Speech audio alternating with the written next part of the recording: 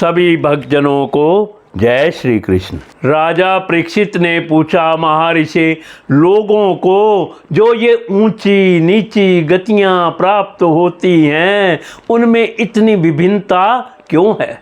श्री सुखदेव जी ने कहा, राजन, कर्म करने वाले पुरुष सात्विक, राजस और तामस 3 प्रकार के होते हैं तथा उनकी श्रद्धाओं में भी भेद रहता है।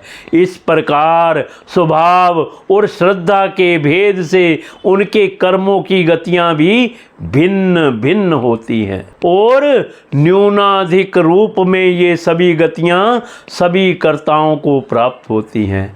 इसी प्रकार निषिद्ध कर्म रूप पाप करने वालों को भी उनकी श्रद्धा की असमानता के कारण समान फल नहीं मिलता। अतः अनादि अविद्या के वशीभूत होकर कामना पूर्वक किए हुए उन निषिद्ध कर्मों के परिणाम में जो हजारों तरह की नार की गतियां होती हैं उनका विस्तार से वर्णन करेंगे।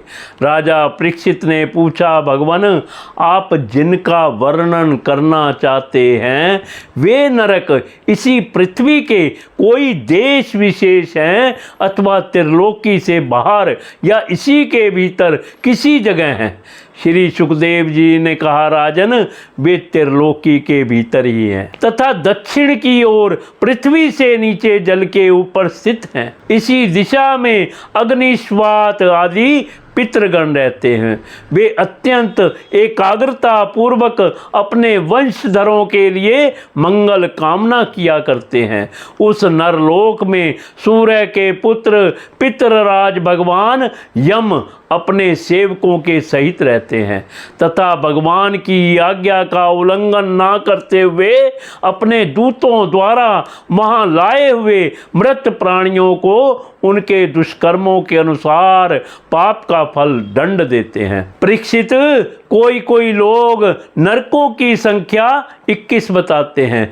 अब हम नाम, रूप और लक्षणों के अनुसार उनका क्रमश वर्णन करते हैं। उनके नाम इस प्रकार हैं: त्रामिस, अंधत्रामिस, रोरव, महारोरव, कुंभीपाक, कालसूत्र, असीपत्रवन, सुकरमुख, अंधकूप, क्रमी भोजन, संद्रश, तप्त श्रुमि, व्रज, कंठ, कशामली, वेतरणी, पुयोध, प्राणरोध, विशसन, लालाभक्ष, सारमयादन, अविचि और अय पान, इनके सिवा श्रार, कृदम, रक्षोगण भोजन, शूलपोत, दंदशूक, अवट निरोधन, पर्याव्रतन और सूची मुख, ये 7 और मिलाकर कुल 28 नरक तरह तरह की यातनाओं को भोगने के स्थान हैं। जो पुरुष दूसरों के धन, संतान अथवा स्त्रियों को हरण करता है उसे अत्यंत भयानक यमदूत काल पाश में बांधकर बलात् त्रामिस नरक में गिरा देते हैं। उस अंधकारमय नरक में उसे अन्न जल ना देना, डंडे लगाना और भय दिखलाना आदि अनेक प्रकार के उपायों से पीड़ित किया जाता है। इससे अत्यंत दुखी होकर वह एकाएक मूर्छित हो जाता है। इसी प्रकार जो पुरुष किसी दूसरे को धोखा देकर उसकी स्त्री आदि को भोगता है वह अंधता मिश्र नरक में पड़ता है। वहाँ की यातनाओं में पड़कर वह जड़ से कटे हुए वृक्ष के समान वेदना के मारे सारी शुद्ध बुद्ध खो बैठता है और उसे कुछ भी नहीं सूझ पड़ता। इसी से इस नरक को अंधता मिश्र कहते हैं।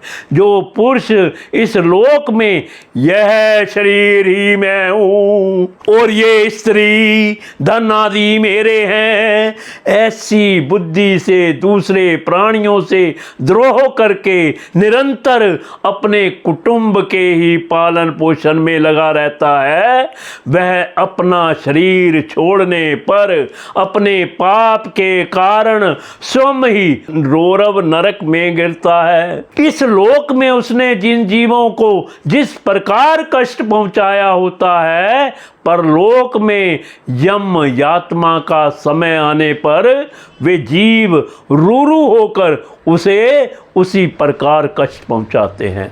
इसलिए इस नरक का नाम रोरव है।